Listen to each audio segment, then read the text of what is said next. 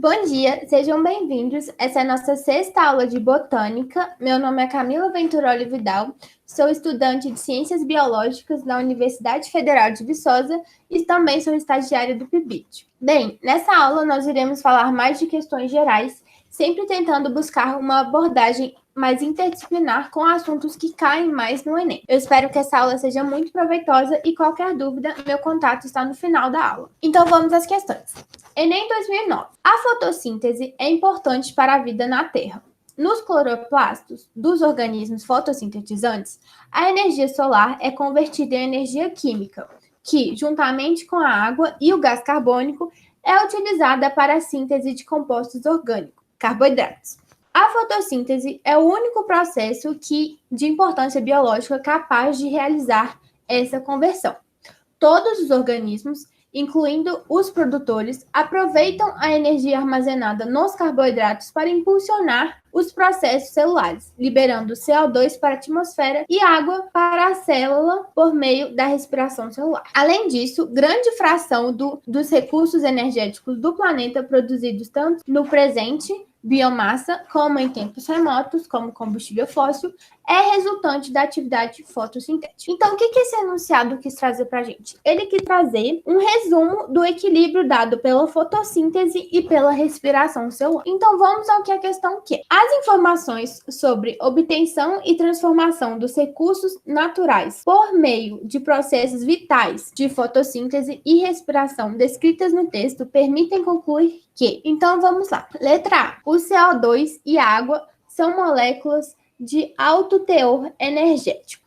Não. O que acontece na fotossíntese? Vamos relembrar. A energia solar, o CO2 e a água vão ser responsáveis pela fotossíntese e essa energia solar vai ser transformada em energia química, introduzida na glicose e essa glicose, sim, vai ter alto teor energético e ser usada na respiração celular. Portanto, a molécula de alto teor energético é a glicose e não o CO2 e a água. B. Os carboidratos convertem energia solar em energia química. Então, essa questão a gente vê que está bem errada. Por quê? Vai ser nos cloroplastos, por meio da clorofila, que vai haver essa conversão de energia solar em energia química. E os carboidratos, eles vão ser produzidos, vai ter a síntese dos compostos orgânicos, no caso, o carboidrato, e assim, esse vai ser um produto da fotossíntese. Ele não vai ser responsável por converter essa energia solar em energia química. C. A vida na Terra depende, em última análise, da energia proveniente do Sol. Exatamente, a própria questão vai dizer isso, que a fotossíntese é o único processo de importância biológica capaz de realizar a conversão dessa energia solar em energia química e todos os organismos vão aproveitar da energia armazenada nesses carboidratos. Ou seja, a vida na Terra é muito dependente da fotossíntese e ela não seria como a gente vê hoje se não houvesse a fotossíntese.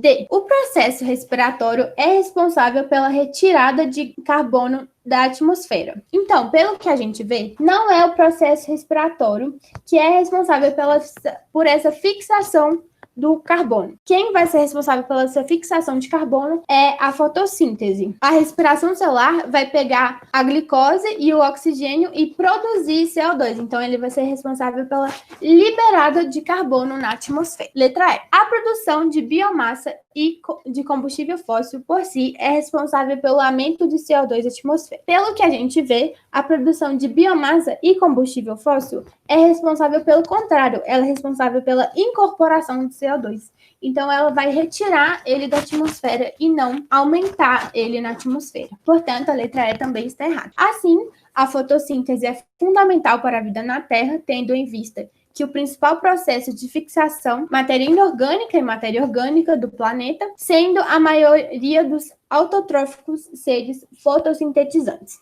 Portanto, a opção correta é a opção C. Enem 2017. O quadro é um esquema da via de produção de biocombustível com base no cultivo de uma cianobactéria geneticamente modificada com inserção do gene DGAT, além da introdução desse gene. Os pesquisadores interromperam as vias de síntese de outros compostos orgânicos, visando aumentar a eficiência na produção do biocombustível triacilglicerol. Então, vamos ver o que está acontecendo aqui. As cianobactérias, elas vão fazer o processo de fotossíntese, ou seja, pegar o CO2 da atmosfera, pegar a água e pegar essa energia luminosa e transformar em energia química, liberando O2. Então, pela fotossíntese, a gente vai ter a produção da triose P, que vai tentar produzir a sacarose e o glicogênio, e o poli-B hidroxibutarato. Porém, a gente vê que esses processos, como a gente vê esses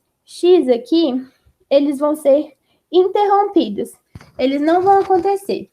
Então, o único processo que a gente vai ver acontecendo vai ser esse do triacilglicerol. Essa questão, ela vai misturar um pouco de bioquímica. Porém, o que a gente precisa mais para essa questão é o conhecimento de interpretação de texto. A gente vai conseguir interpretar essa questão e concluir ela por meio da análise dessa imagem. Considerando as vias mostradas, uma fonte de matéria-prima desse combustível é a ou o, letra A, ácido graxo, produzido a partir da sacarose. A gente vê que o ácido graxo, ele não é produzido a partir da sacarose, e a sacarose também foi um processo interrompido, portanto, a letra A está incorreta. Letra B, gás carbônico, adquirido via fotossíntese. Exatamente, a matéria-prima primária, né, desse combustível vai ser o CO2, que é utilizado na fotossíntese, que vai levar vários processos até formar o triacilglicerol.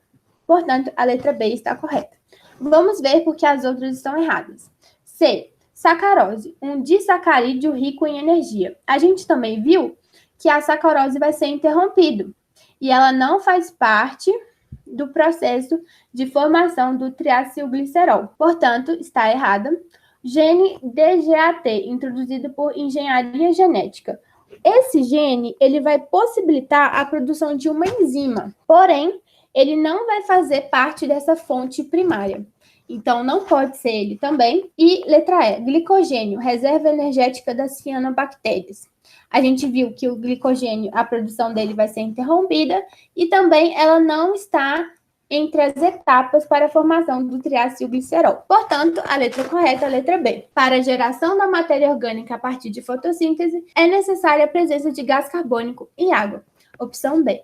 Então, gente, quando surgiu uma questão assim, que já é meio difícil, tem termos mais complexos, em vez de desesperar e pensar, nossa, não consigo fazer, tenta interpretar a questão, porque o Enem tem muito essa questão de interpretação e pode facilitar demais vocês em questões mais complexas como essa. Enem 2015. A indústria têxtil utiliza grande quantidade de corantes no processo de tingimento dos tecidos. O escurecimento das águas dos rios causados pelo despejo desses corantes pode desencadear uma série de problemas no ecossistema aquático. Considerando esse escurecimento das águas, o impacto negativo inicial que ocorre é o... Gente, muito importante, quando o Enem coloca inicial, essas palavras não são à toa, elas são importantes e a gente tem que prestar atenção nelas. Então, o que está acontecendo aqui? Essa indústria têxtil, ela liberou muito corante na água e a gente viu que houve o escurecimento. E qual que vai ser o impacto negativo inicial? Então, vamos lá. A eutrofização. A eutrofização, ela é causada pelo excesso de nutrientes na água e ela não seria o impacto inicial. Ela talvez ocorreria depois de muito tempo, por causa que a causa dela, a consequência dela é muito similar ao que vai acontecer com o escurecimento dessas águas. B. Proliferação de águas. A proliferação de águas vai depender da luz. A gente vai ver que com o escurecimento dessas águas, a gente vai ter uma região fótica, que é a região da água que recebe luz, menor. Então, a gente não vai ter a proliferação das algas. Com esse escurecimento das algas, o que vai acontecer? Vai entrar menos luz na água. E sem luz, não há fotossíntese. Portanto, a letra C está correta. Inibição da fotossíntese. É o impacto inicial que ocorrerá. D. Fotodegradação da matéria orgânica. A fotodegradação da matéria orgânica não ocorre sem a fotossíntese, portanto, a letra D está incorreta. E a letra E, aumento da quantidade de gases dissolvidos. Ela não vai ter relação. Se a gente tivesse a fotossíntese, produziria muito oxigênio, e esse oxigênio seria incorporado pela respiração celular e produziria mais CO2, então a gente vai ver que não tem um aumento dessa quantidade de gases. As águas mais escuras têm pouca penetração luminosa, consequentemente possuem uma reduzida taxa de fotossíntese. Opção C. Enem 2013. As algas marinhas podem ser utilizadas para reduzir a contaminação por metais pesados em ambientes aquáticos. Elas podem funcionar como uma esponja biológica, absorvendo estes poluentes. Dentro das células dessas algas, esses metais são imobilizados no vacúolo por mecanismos bioquímicos. Nesse processo, as algas atuam como agentes que promovem a... Então, essa questão ela vai ser mais de ecologia. Mas eu coloquei ela aqui porque ela tem sim uma relação com botânica, né? Ela vai falar de algas. É importante da gente saber essa função de algas e é importante a gente lembrar alguns termos de ecologia que podem estar bem frequentes no Enem. Então, qual é o processo, né, que funciona como essa esponja, que a água funciona como essa esponja biológica que vai absorver esses poluentes? Então, vamos lá. O que essas algas vão promover? A eutrofização. Não, a eutrofização é um processo que provoca, através do acúmulo de matéria orgânica, o aparecimento de muitas algas que afetam a quantidade de oxigênio existente no meio. Portanto, não vai ser a eutrofização. A gente está precisando de um processo que absorva os poluentes. B. Biomonitoramento. O biomonitoramento é uma metodologia para avaliar a condição ambiental, cujo objetivo não é diminuir a poluição, é mediar a poluição. Então, a gente não vai ter um monitoramento, a gente vai ter um melhoramento, vamos dizer assim, vai absorver os poluentes, a água vai ficar menos poluída. C. Desnitrificação. O processo de desnitrificação é a etapa do ciclo de nitrogênio, que não está relacionada com essa absorção de poluentes. Portanto, a C também está errada. D. Biorremediação. Exatamente, essa biorremediação é absorção de poluente e diminuir o impacto ambiental. E é exatamente isso que a questão está pedindo e o papel que essas algas funcionam como esponja biológica. Biodigestão. Também não. A biodigestão é a fermentação anaeróbica que produz gás combustível e adubo a partir de compostos orgânicos. Portanto, a letra correta é a letra D. A biorremediação é o processo que descreve a explicação do enunciado. Seres vivos, algas marinhas, que absorvem os poluentes e diminuem o impacto ambiental. Opção D. Então, vamos à última questão. Essa questão é a questão que tem mais a ver com botânica. Ela vai falar de hormônios vegetais. Esse assunto é um assunto que não é muito recorrente no Enem. E como a gente vê, aqui a gente tem um exemplo do hormônio auxina. E o próprio enunciado vai estar falando do crescimento vegetal. Mas é importante relembrar um pouco dos hormônios vegetais. Nós temos a auxina, que é responsável pelo crescimento vegetal, a giberentinas, responsável pelo alongamento das células e aumento da divisão celular, citocinina, que é responsável também pelo crescimento vegetal, ácido abscísico, que inibe o crescimento e faz a dormência das sementes, e o etileno, responsável pelo amadurecimento dos frutos. Mas não é uma questão que cai muito no Enem, só falando por desencargo de consciência mesmo. E então vamos à questão que a gente consegue resolver essa questão por outros conhecimentos. Enem 2010. A produção de hormônios vegetais, como a auxina, ligada ao crescimento vegetal, e sua distribuição pelos organismos são fortemente influenciadas por fatores ambientais.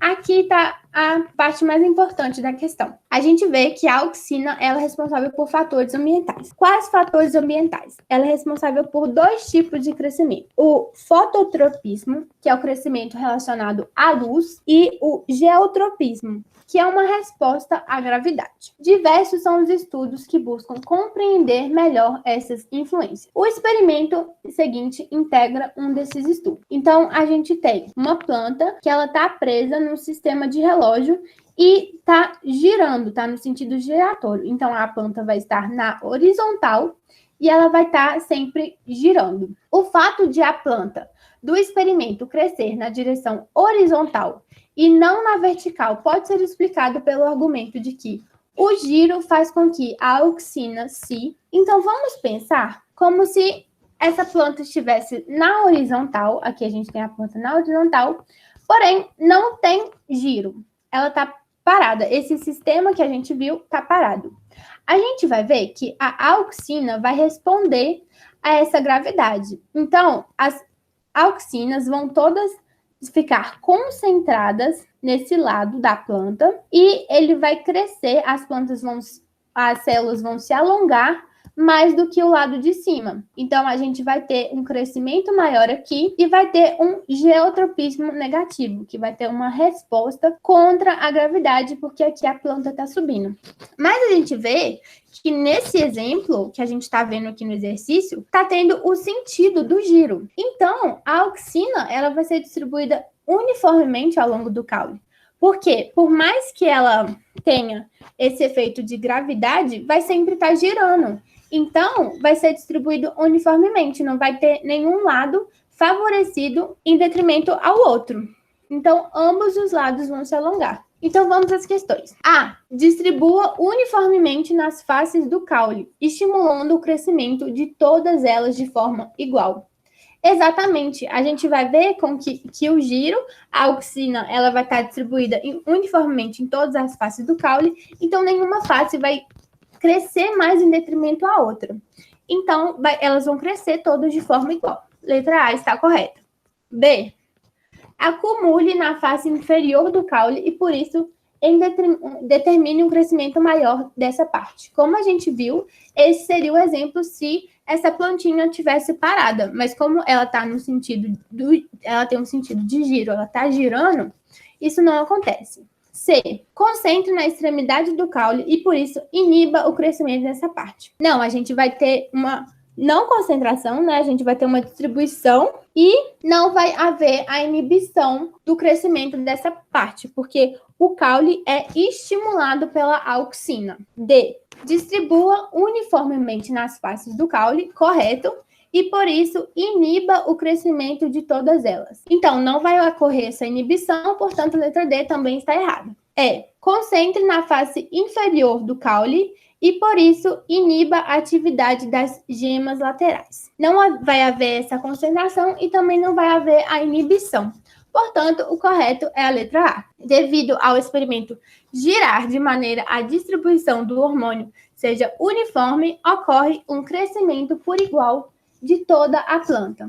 A opção correta é a letra A. Então, gente, eu gostaria de agradecer muito pela visualização, pela atenção. Eu espero que tenha ajudado muito vocês. Aqui está o meu e-mail no caso de dúvidas.